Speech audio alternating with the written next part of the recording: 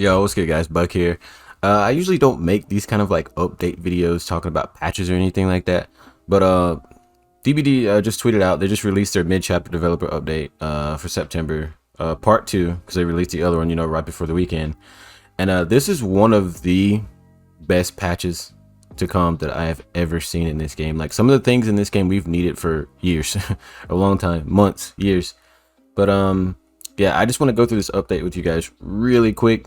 This coming for the mid-chapter update, and I really want to know what you guys think about this, and I want to discuss this with some of you guys, so I wanted to go over this.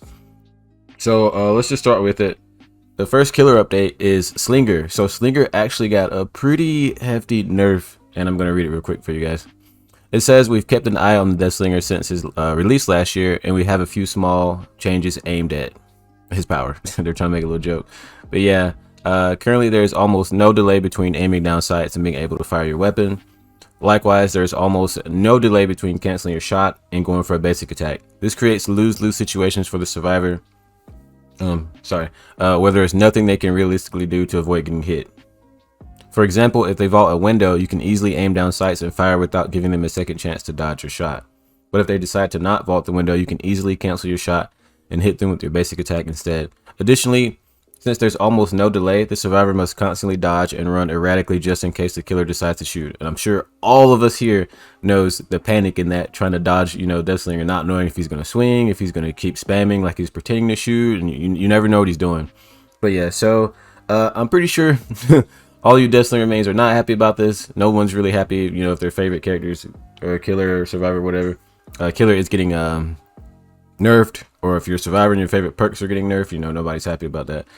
But I'm still curious to see what you guys think about that, and I guess we'll know more once like the changes actually come and people like try it out and see if it's better, or how it feels.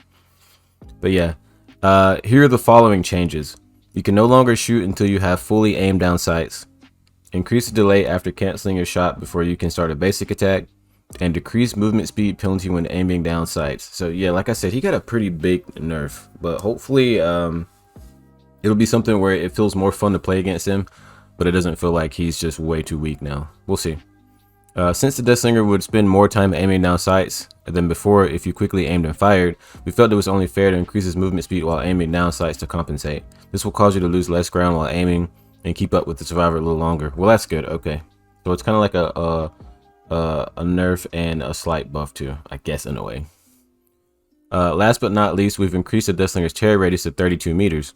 The Deathslinger is the only ranged killer that does not have a lullaby. That's interesting. Which meant terror radius reducing perks like monitor and abuse could allow you to get close enough to surprise and hit a survivor without them getting any warning whatsoever. I actually like that they did that. Because if you throw a monitor on Slinger, you literally, like, I swear sometimes it's like he walks up and smacks you. It's like, oh, he's here, But yeah, like usual, we have also gone through a few of the Deathslinger's add-ons and given him some small buffs to the least used / powerful ones. It's weird they didn't list or show anything, but for the plague down here, I'm seeing that they're showing a screenshot of some of the changes. Okay, so it says for the plague, she actually got a pretty nice buff, and I think we're going to see a lot more plague mains now. But yeah, check this out. It says the plague has been in the game for a while now and hasn't seen a whole lot of change, but that ends today. We're making a series of quality life changes that should make her more effective and more fun to play. First, we looked at infected objects. Previously, interacting with something would cause your infection to increase faster. We're adding an additional penalty to interacting with something that is currently infected, meaning your infection will increase even faster than before. Additionally, we've increased the base infection duration of objects like generators from 35 seconds to 45 seconds. 40 seconds, sorry. 35 seconds to 40 seconds. So 5 seconds more. These changes will make infecting objects feel much more impactful. So they'll stay infected longer. Next, we tuned her Vile Purge. The plague takes a massive hit to her movement speed while she is on cooldown after purging or canceling her purge. And if you play plague, you know what they're talking about. Once you get done canceling, when you're like, charging her puke or whatever, you slow down a lot. We've increased her movement speed from 2.3 ms while on cooldown to 3.6 ms. This will cause her to lose far less ground when she does so. 2.3 to 3.6 meters per second. That's pretty good. That's pretty good. One of the things that felt really bad for the killer was when you let okay, there's a typo here. When you get out of your power button a little too soon. When you get out of your power button a little too soon. So if you like accidentally cancel it and you don't actually use your power, and then it causes your power to be canceled entirely. Now tapping the button or letting go before the minimum threshold will cause your power to continue charging until the minimum amount has been reached. Basically, it now works like the hunter's hatchet. Okay, gotcha. And it says, finally, we've increased the time it takes to cleanse a fountain from 6 seconds to 8 seconds. Oh, okay, so it takes the survivor a little bit longer to cleanse now. I don't know too much. I don't really know if that's a big game changer there, because most good survivors don't really cleanse much anyway, unless they kind of feel like they're in a situation where they need to. But yeah, it just depends. Like the other killers that are changing in this update, we've revisited the Plague's add-ons as well, and did a couple passes on some of the less powerful or rarely used add-ons. So I'm going to read you guys real quick the new changes for the add-ons. So the prayer tablet fragment, it's a common Val Purge add-on. It says a fragmented stone tablet with a corrupted incantation, originally used to purge illnesses and feelings of general malaise. I'm not sure what that word is, but it says Val Purge no longer affects survivors. Increases object infection duration by 40 seconds. Increase infection from infected objects by 100%. And increases deviant blood points by 100%. And there's the it says Olibanum incense. It's a common Val Purge add-on. It says precious resin extracted from boswellia trees used during ceremonies for their sweet citrusy fragrance. Survivors who cleanse at fountains have their auras revealed for 4 seconds. Okay, and this is common. I feel like a lot of people are going to be using that. That's a lot of information if people cleanse anyway. If they're not cleansing, you're not getting much from it. So once again, that kind of just depends on the survivors. And it says down here, survivor item add-ons update. Surprise, we also updated the description of item add-ons in this update as well, like we've done for killers. Each survivor add-on will now list their effects with numbers rather than descriptive terms like moderately, considerably, and so on. Additionally, add-ons that grant a status effect will also have a brief description of what the status effect does. That's pretty good. I'd rather see numbers than moderately or considerably. I've always wondered about that. Like, how much is this really? What is the real difference between like tremendously and considerably? All that stuff. Like, it was kind of annoying not knowing. So that's good they're doing that.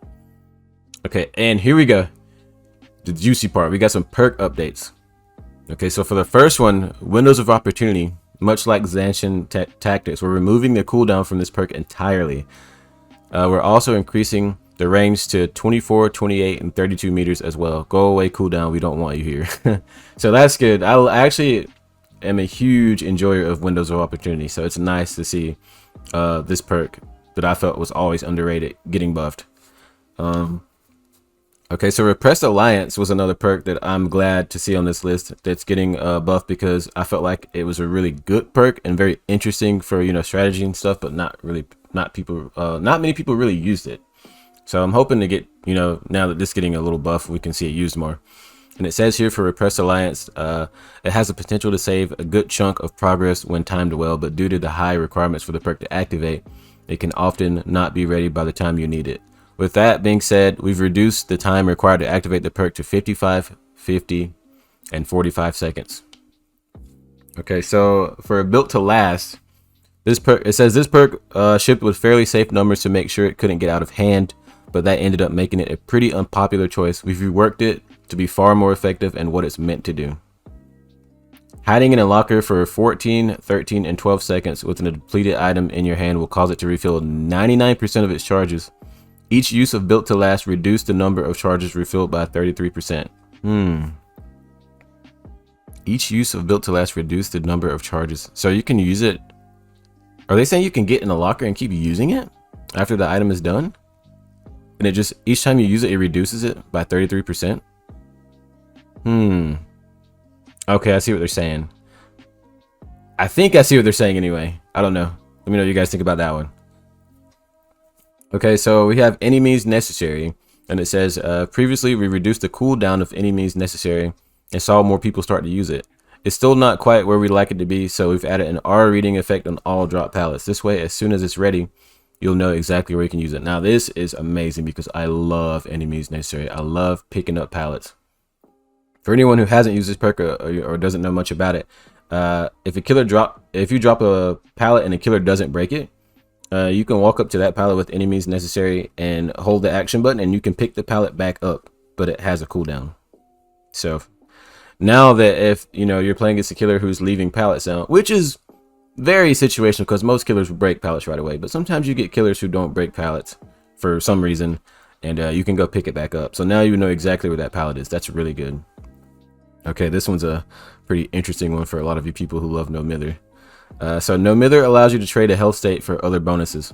So if you're not sure what that means, as soon as you start in the game, you're broken, you're injured, and you can't be healed for the entire duration of the game.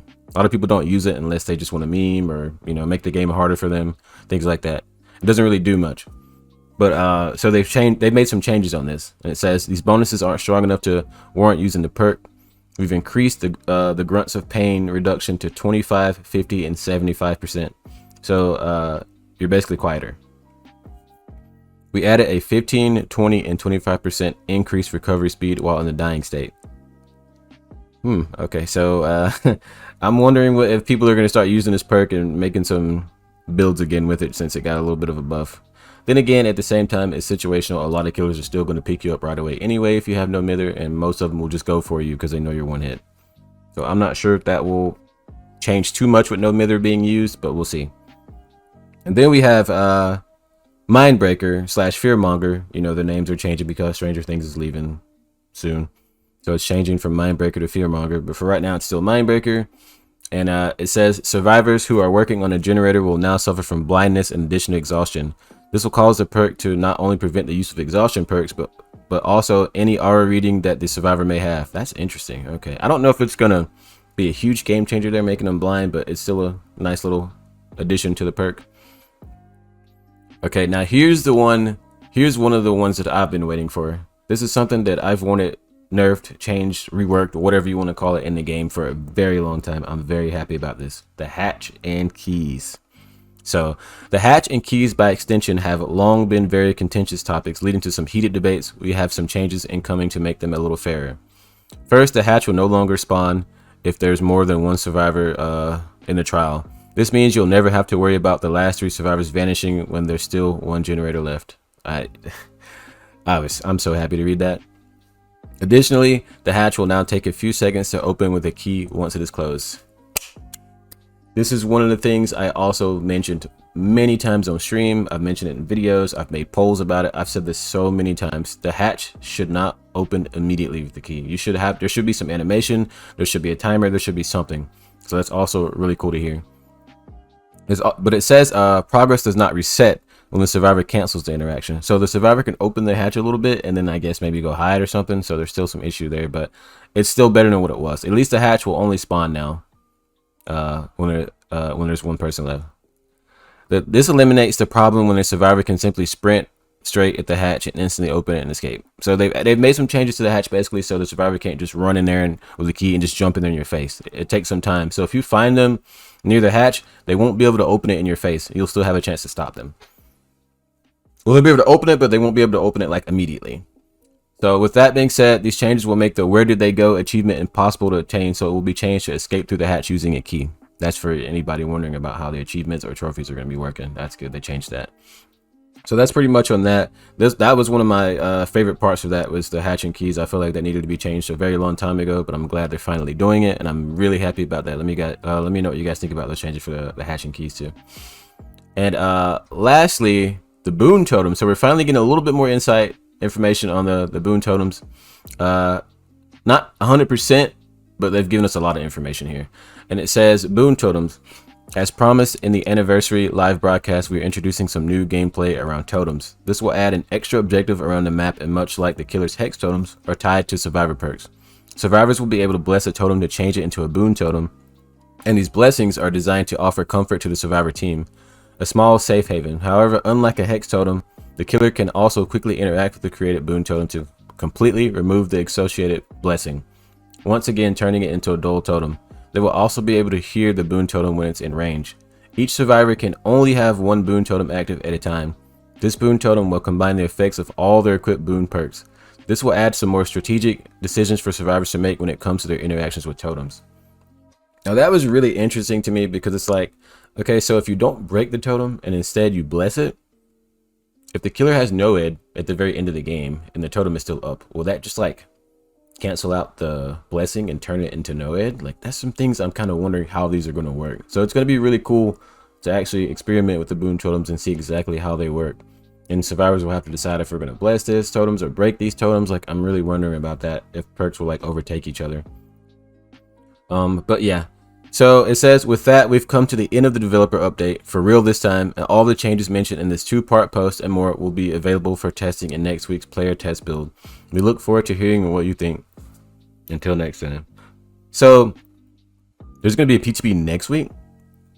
I was thinking it was going to be tomorrow. A lot of people are saying it's going to be tomorrow, which is the 28th, unless this post was made a while back and they're just now released it. When was this made? Oh, this was made on the 22nd, and maybe it was just not released today. So maybe I'm not sure. If anyone knows, let me know. Let me know in the comments below if you know when the PTB is. I'm not sure the exact date of that, but I'm hoping it's sooner than next week. But yeah, so overall, this is one of the best patches I've seen ever come to the game. This is some changes we really needed. This is a step in the right direction, especially considering there's a lot of things that, you know, the community has complained about a lot, and it felt like we weren't being listened to. So it's nice to see some of the things that a lot of people don't like getting changed in the game. I hope this, you know, we continue in this direction and we get a lot more fun changes in the future. Thank you guys for watching. I hope you enjoyed this update. Let me know if you want to see more videos like this. Let me know. I don't usually do these, and it was kind of cool. So yeah, let me know what you guys think about all these changes, and I will see you in the next one. Thank you for watching.